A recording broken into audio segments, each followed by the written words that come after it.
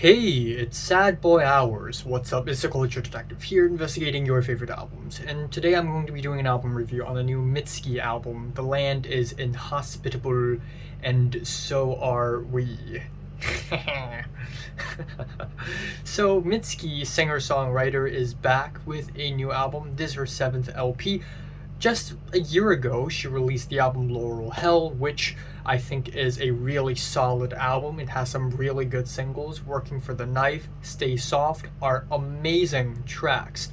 And since then, I have been paying more attention to Mitski's music. Of course, there's the hit song Nobody, which I thought is okay, but the track that really shook me to the core is Liquid Smooth. Holy shit, this track is this is as foreboding and as big and as dramatic as a James Bond opening theme song. And the fact that she wrote this when she was 20 years old is just amazing.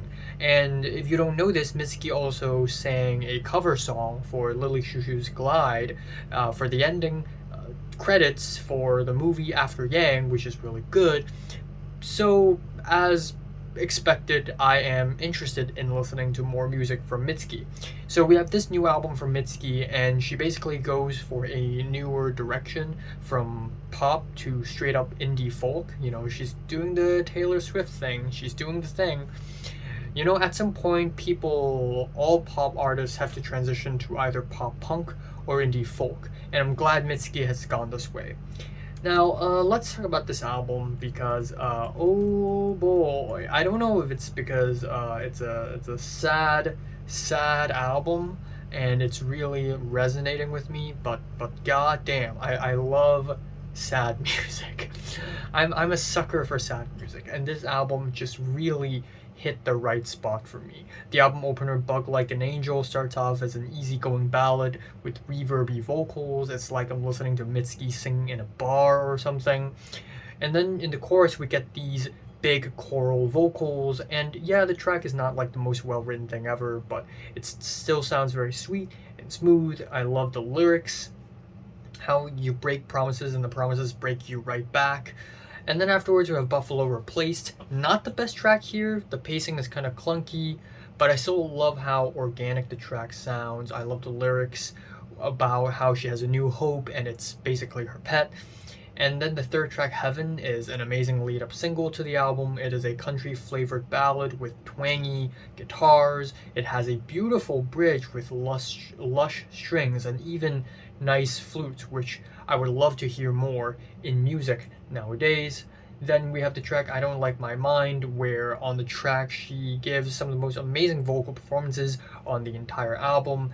And on this track she basically cries about how she's eating a whole cake, all for herself, and how she got sick and now she's throwing up, which is such a Mitski thing to sing about, and so good as well. So sick of yourself.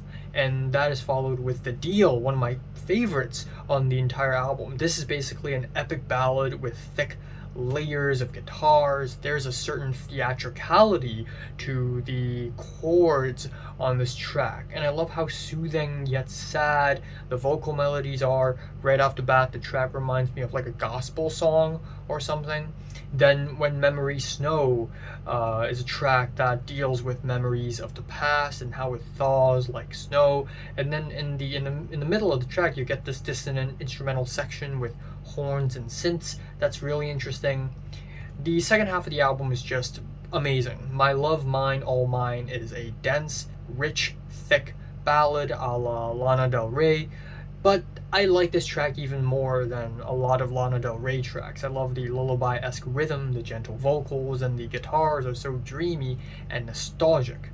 And The Frost is not as memorable of a track and kind of average in terms of Mitski songwriting, but the last 3 tracks on this album are just 3 back-to-back amazing tracks. Star is easily one of the most gorgeous songs from 2023. This is astounding. Like, I was stoked when I listened to this track. This is slowly becoming one of my favorite singles of the entire year. Lyrically, this track is about learning to love, but Mitski writes it with a touch of of poetry that makes it so much better, and the instrumentals are just it ascends. You get these drony organs that slowly build up, and then it introduces these soft drums, and it builds up to an epic climax. Truly beautiful instrumentation. And then we have I'm Your Man, which is a track about a broken one-sided relationship, how she's a dog in this relationship. I'm a dog, and you see me as a god, and then you're a god, and I'm your man. And the track ends off with dogs barking and cicada sounds and chopped up choir vocals. I Love Me After You is the final track on the album, and it's essentially about being alone, walking around naked with curtains open, not giving a shit, feeling unbothered, and it's a really fitting ending to the album. I love the spacey percussion. I love how simple the track is, yet how just big it feels at the same time. And overall, it's just a really damn good ending to a really damn good album. I truly enjoyed this album. I did not expect myself to enjoy an album like this much, but here we are. And what can I say? Already one of my favorites of the year. I'm giving Mitski's new album a strong 8 out of 10. So if you listened to the new Mitski album, comments below, let me know. Subscribe if you want more, and thanks for watching.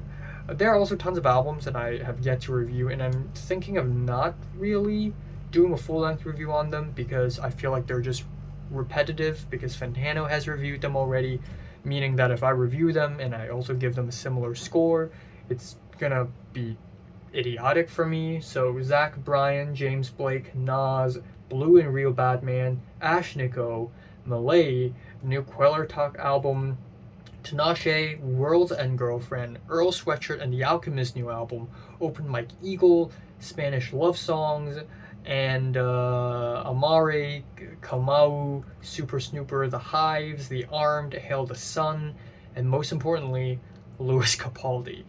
So there's that.